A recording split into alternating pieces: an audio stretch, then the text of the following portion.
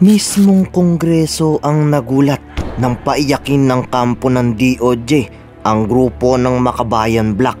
Ayon sa kampo ni Remulla, hindi pwedeng basta-basta paniniwalaan ang sumukong aktivista na dinukot sila ng militar at hindi sumuko sa NTF-ELCAC. Depensa ni Remulla, malinaw na gustong siraan si PBBM ng mga komunista matapos bumaliktad sabay iyak-iyakan ang grupo ng Makabayan Black. Yun nga, kamay naman ni DOJ yung si prosecutor. Kasi kung ano yung trabaho ni prosecutor, yun din ang trabaho ni DOJ. Kung nakikita ni Secretary DOJ yan, na mali yung ginagawa ni prosecutor, ay talagang partial din si prosecutor, si DOJ dyan. So Madam Speaker, hindi natin ito mariresolve ng mga pagsagot na oo, we will be impartial, etc., etc. Sasabihin niya si prosecutor, mali yung ginawa mo. Basta ang importante, ang trabaho ng DOJ is to protect those complainants. Kasi nung NTF-ELCAC na press con, ang sinasabi na ng mga bata, kami ay dinukot. Mr. Speaker, I was there when the two were in the Commission on Human Rights. At ang sinabi po nila ay talagang dinukot sila. At ang sinabi po nila, paano sila, actually nag-sorry pa nga yung isa sa CHR chair kasi sinabi niya na nag-execute sila ng ganyan, wala silang magawa kundi pumirma dahil sila ay under duress na sa loob ng kampo kasama ang mga iba't ibang mga, kasama pati yung battalion commander, no? So, Mr. Speaker, hindi po sila, no, yung dapat natin tingnan dito ng masama. In fact, napakatapang po nila na ipinahayag during the press conference dahil wala na daw silang magawa kundi sabihin ito sa taong bayan kung ano yung nangyayari sa kanila, Mr. Speaker. Mr. Speaker, ang tanong ko lang naman, as a last question, Mr. Speaker,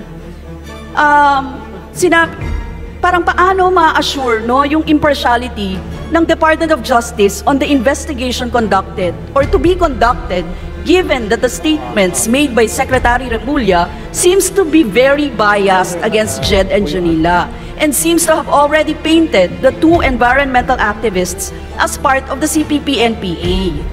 Mr. Speaker. Before you answer that, Mr. Sponsor, may I remind Congresswoman Rosas that will be your last question. Yes, Mr. Speaker, pasagutin po natin yung ano. Then that Mr. Speaker, yes. Please proceed. Thank you. Ang prosecutor naman po ay hindi judges. Ang sa batas po natin, yung dapat impartial yung judges because they have to listen to different views. They will determine who is telling the truth and they will evaluate all the evidence presented. Ito naman pong prosecutor, kung may biktima, kung may isang tao naging biktima ng kaharasan, si prosecutor naman, kung nakikita niya na may probable cause at merong degree of certainty na magiging nagawa o magiging konviktado yung kaso, yung tao na yan, si prosecutor naman talagang partial yan. Kasi siya yung abogado ng biktima. He will be the one, the prosecutor is the one to prosecute the case. Ay hindi dapat impartial yung prosecutor na yan. Kasi pag impartial ang prosecutor na yan, dapat matanggal siya sa trabaho. I was asking the impartiality of DOJ, Mr. Speaker. Si DOJ, yun nga, kamay naman ni DOJ yung si prosecutor. Kasi kung ano yung trabaho ni prosecutor, yun din ang trabaho ni DOJ. Kung nakikita ni Secretary DOJ yan, na mali yung ginagawa ni prosecutor, ay talagang partial din si prosecutor, si DOJ dyan. Sasabihin niya si prosecutor, mali yung ginawa mo. Basta ang importante, ang trabaho ng DOJ is to protect those complainants, yung mga biktima ng kaso. Hindi pwede maging partial si DOJ dyan. Kasi yung trabaho ni DOJ is to protect the victims of crimes, Mr. Speaker. Honorable Arlene Rosas, your time is up. Yes, Majority Leader. Yes, Madam Speaker. Yeah. Madam Speaker, last na lang, Madam Speaker. We wish the Justice Department had been more prudent and discerning in its statements on these issues. Buhay at kamatayan ang nangyayari sa mga mamamayan natin. Huwag naman kayong ganyan. Lalo na kung saksi tayo sa mga ganon. In fact, mag-i-interpolate ako noon, Mr. Speaker, Madam Speaker.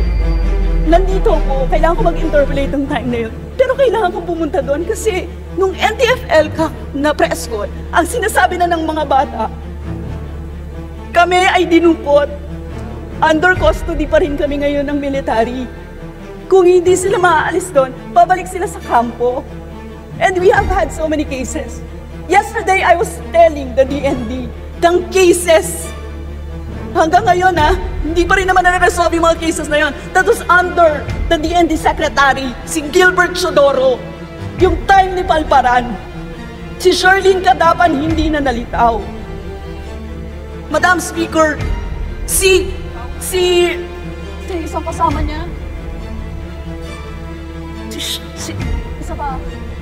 Si Empeño, those two, during that time, hindi pa nalilitaw hanggang ngayon. We have 72 cases of desaparecidos, Madam Speaker. So, Madam Speaker, hindi natin ito mariresolve ng mga pagsagot na, we will be impartial, etc., etc. Anong hustisya meron tayo dito, Madam Speaker, kung ganito? Madam Speaker, I have so many questions on the DOJ, Madam Speaker. I move, Madam Speaker, to defer the budget. Majority Leader, Move to motion suspended. Ang storya, dalawa ho yan. Si Castro at saka si Tamayo surrendered to the Armed Forces of the Philippines and they executed an affidavit as such. Nung pinanesenta na sila ng NTF-ELCA doon sa presentasyon in front of the media, bumalik na doon sila. Ang sabi nila, hindi ho kami nag-surrender. Ang sabi nila, inabduct kami. Kaya the Armed Forces of the Philippines was surprised on that matter. Mr. Speaker, there is this what we call misnomer on that. Kasi si rebel returnee naman, hindi siya ang tamang termino dyan kung papasok siya sa witness protection program. Kasi there is a case, this is the factual situation. Pag may kaso, tapos kailangan ng prosecutor ng testigo, and then yung testigo na yan na kailangan is the least guilty of the witnesses na yan, at kailangan siya matago o maproteksyonan, si prosecutor naman ang mag-determine whether or not ma-qualify ba siya doon sa witness protection program. Hindi na kailangan dapat pag-usapan whether or not rebel returnee ka o hindi. Kasi for ang kaso mo, rebellion, and coupled with the cases of murder, etc., yung testigo dyan, for example, isang rebelde o isang rebelde na bumalik na po sa gobyerno, hindi na po ang tawag sa kanya rebel returnee. Ang tawag sa kanya, testigo na po doon sa kaso na insampa sa mga kasamahan niya. Pag kulang ang testigo para doon sa kaso against the respondents or the accused at saka kailangan ng prosecution ng testigo, dadalhin natin yang testigo na yan, be it a rebel returnee or not, pagpapayag siya, papasok siya sa witness protection program para siya maging star witness doon sa kaso na yan. So it does not matter for the prosecution or for the DOJ whether or not she is or he is a rebel returnee. What is important to the DOJ is that his testimony is vital to the prosecution of the said case, Mr. Speaker. Mr. Speaker, ang tanong ko po ay, what measures do you take in validating claims of being, sabi nyo nga, hindi former rebel, kundi ang sinasabi nyo ay witness, di ba? Testimony ng witness. Meron po ba kayong iba na pamamaraan, measures para ma-validate ang claims na ito, Mr. Speaker?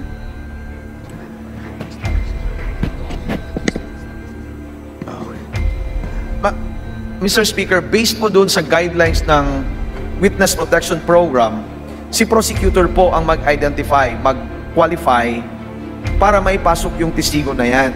So kung sasabihin natin, kailangan namin si rebel returnee para ma-prosecute yung kaso na yan, i-determine ng prosecutor yung kakayahan, yung sasabihin, yung competency o relevancy ng testigo o sasabihin ng testigo na yan.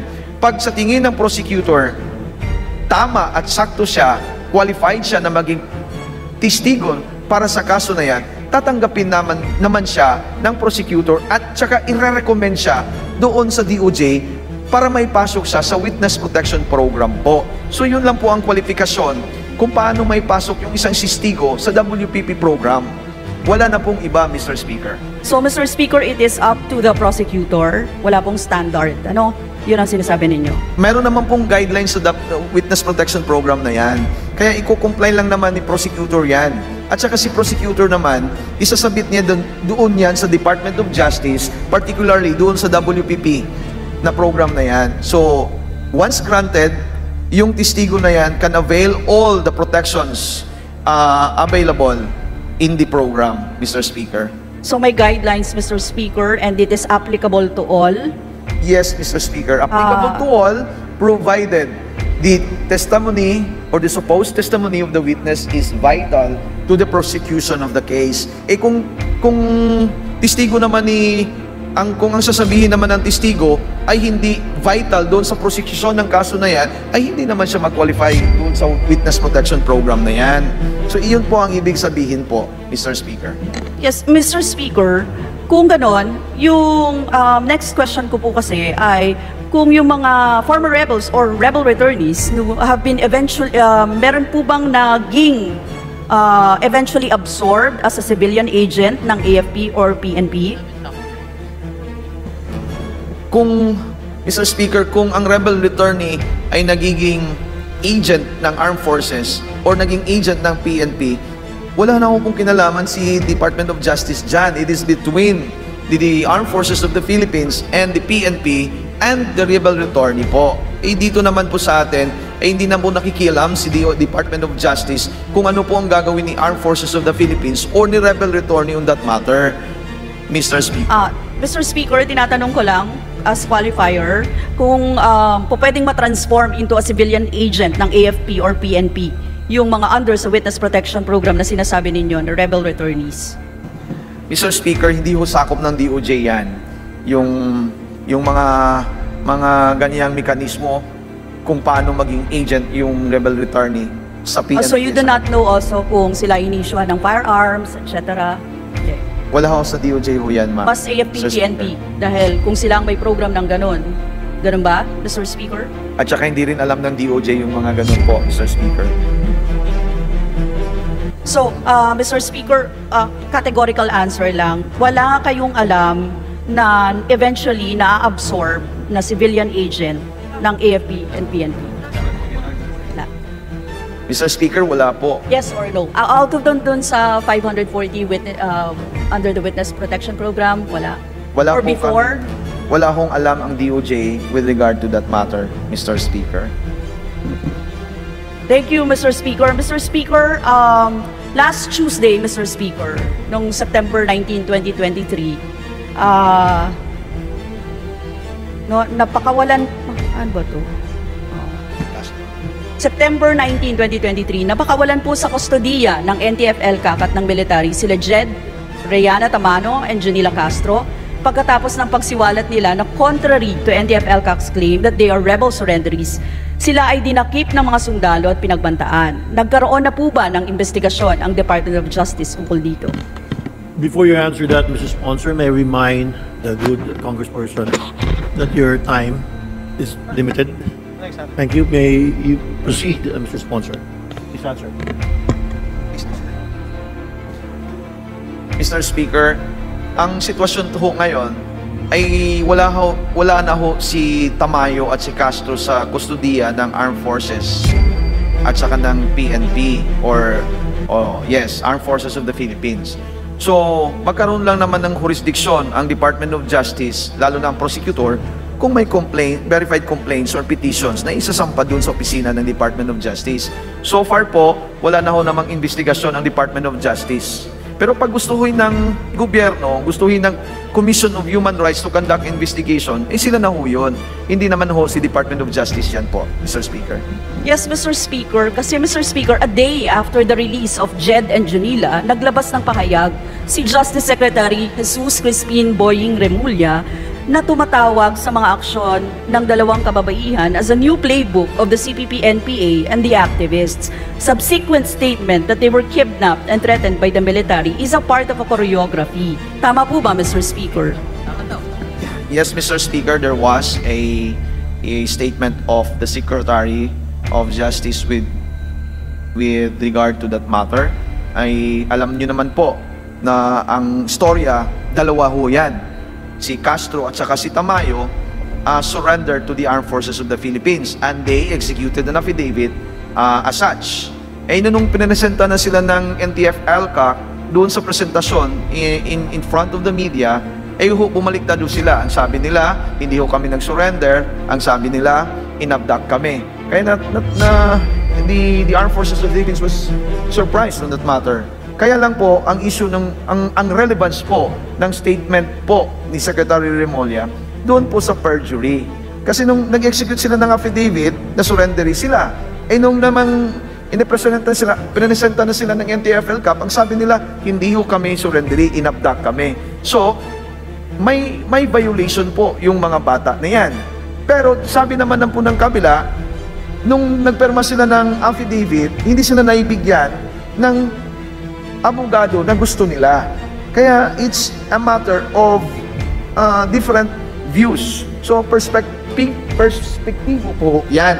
Kaya ang sabihin natin, kung sinong gusto magsampa ng kaso, magsampa. Kung sino naman ang gusto magsampa sa kabila, magsampa. And it's up to the prosecution to determine what is really the applicable law that matter. So ang relevance naman ng po statement ni Secretary Remulla, doon lang po sa affidavit. Tama naman po siya. Kung nag-execute ng affidavit yung dalawa, and it was in front of a lawyer, Paul lawyer, at saka binaliktad nila, sakto naman po yung elemento, may perjury na. Kaya it is up to the two, Castro and Tamano, to refute the statement of Secretary Boying Remulla. Mr. Speaker. Ngayon, ikaw, bilang Pilipino, ano ang masasabi mo at reaksyon sa balitang ito? Mag-iwan ka ng komento sa ibaba at atin pong babasahin isa-isa.